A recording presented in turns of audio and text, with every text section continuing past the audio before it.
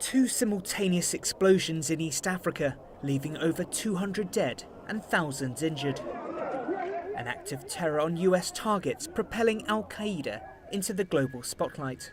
They were known and they did their things, but 1998 was a big thing.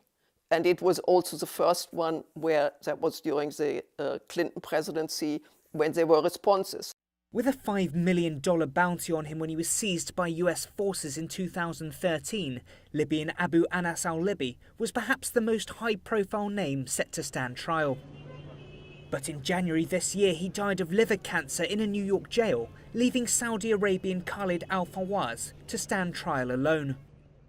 Pleading not guilty to terrorism charges, prosecutors say Fawwaz was also a spokesperson for al-Qaeda. Here you have a person who was pretty much involved in getting al-Qaeda started on the road to catastrophic terrorist acts. Arrested in the UK in 1998, Fawwaz was then extradited to the US in 2012 and is now to stand trial in New York, just a few hundred meters from the site of the World Trade Center attacks.